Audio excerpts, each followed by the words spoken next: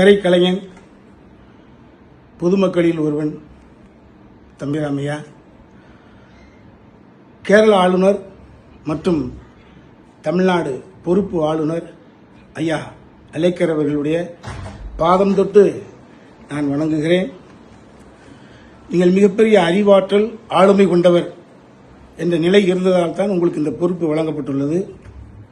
நான் எந்த கட்சியும் சாராதவன், புரட்சித் தலைவர் எம்ஜிஆர் மீது மட்டும் பக்தி கொண்டவன்.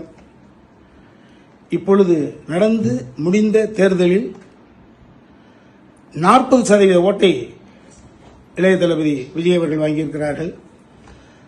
2 கோடி பேர் ஓட்டு போட்டிருக்கிறாங்க. 2 கோடி பேர் என்பது ஓட்டுரிமை படைத்தவர்கள். இதில் ஓட்டுரிமை அற்ற மாணவர்கள், மாணவிகள், எனது பேத்தி, எனது பேரன், எல்லா குடும்பங்களில் இருப்பவர்களுடைய ஆசையும் அபிலாஷையும் அதில் ஒளிந்திருக்கிறது.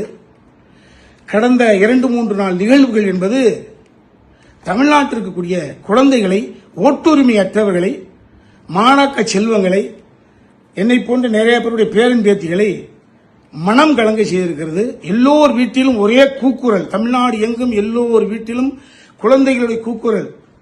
எப்ப வருவாங்க, எப்ப, எத்தனை சீட்டு, எப்ப பதிவேற்றுக்காங்களா, எப்ப ஏற்க போறாங்க, ஒரு இனம் புரியாத தொல்லைக்கு ஆளாக்கப்பட்டு எல்லோரும் மன செஞ்சலத்தில் ஆழ்ந்து கிடக்கிறார்கள். 113 காமிச்சிட்டாங்க, 5 கூட தூக்கி போடுங்க, 108 இருக்குல்லங்க ஐயா, அலைங்க ஐயா தம்பி விஜய கொடுங்க. அவர் கேட்டுக்கக்கூடிய இந்த 2 வார அவகாசத்தை கொடுங்கள். அவர் ப்ரூவ் பண்ண முடிஞ்சது அப்படின்னா ஆட்சி தொடரட்டும்.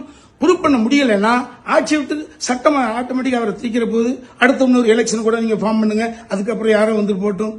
தயவு செய்து இந்த ஓட்டுரிமையற்ற இந்த குழந்தை செல்வங்கள், அவர்கள் அறியாமையில் இருப்பவர்கள், இன்ஃபாக்சுவேஷன் இருப்பாங்க, உண்மை இருந்துட்டு போட்டுமே, அவர்களுடைய பார்வையில், அவர்களுடைய எண்ணத்தில் இருந்து, அவர்களுடைய பாயிண்ட் ஆஃப் இருந்து கேட்கிறேன்.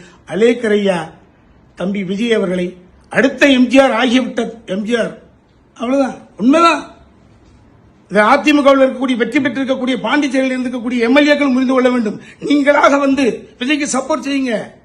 அடுத்த எம்ஜிஆர் சார் கூப்பிடுங்க, அவர் ஆட்சி கட்டில் அமர வைங்க.